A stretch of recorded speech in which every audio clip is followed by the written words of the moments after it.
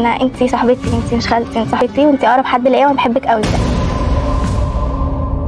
شخصيتها طيبه قوي قوي وجدعه جدا وكريمه قوي مع كله. بني ادمه كريمه وعطاءه بالفطره، فهي طول ما هي قاعده هي واخده بالها من كل الناس اللي حواليها. انا اسمي سهام. علاقتي بخالتي ان انا بحبها جدا، هي اقرب حد ليا في الدنيا كلها وهي صاحبتي وعمري ما حسيت ان هي خالته يعني، واهو انا اتسميت على اسمها. سهير جلال، اخت سهام جلال. انا رانيا الحسيني. انا وسهام اصحاب. بدات في شغل في فيلم كنا بنشتغل فيه مع بعض. بدات ان احنا ما كناش طايقين بعض، بس سهام من الكاركترات اللي تشدك ليها، حتى لو انت مش طايقها هتلاقي نفسك بتحبها غصب عنك. انا بيني وبينها في موقف كتير قوي، يعني مش عارفه افتكر واحد دلوقتي، بس يمكن دايما لما ببقى متضايقه او مخنوقه او كده هي بتبقى موجوده اول حد، وهي اللي بتفضل معايا لحد ما برجع كويسه تاني وبتنزلني يعني عمرها ما سابتني وانا متضايقه، يمكن هي بتبقى اكتر حد موجود جنبي.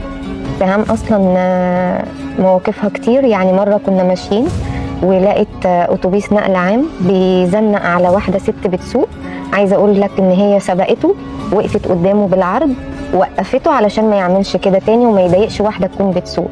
كنا قاعدين في الكرفان وكنا بنصور، وفجأة باب الكرفان اتفتح علينا. دخلت ست خمسينية كده،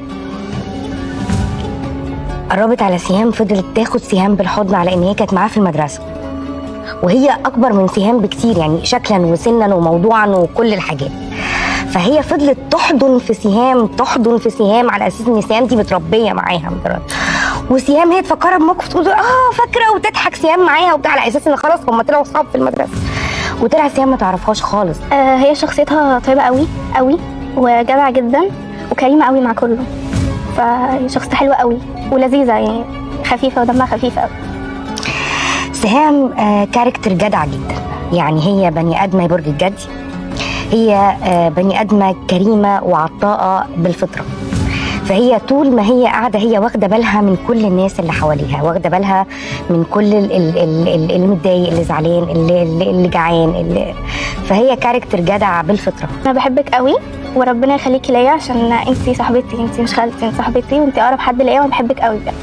احب اقول لها انا بحبك قوي وربنا يخليكي لينا، ويا رب تفضلي زي ما انت كده بطبيعتك وبيور زي ما انت، ما تتغيريش في الزمن اللي احنا فيه ده. يعني احب اقول لها احنا هنفضل شبه بعض انا وانتي، هتفضل حياتنا شبه حياه بعضينا انا وانتي، هتفضلي صاحبتي اللي ما بقلقش لما بتكلم معاها.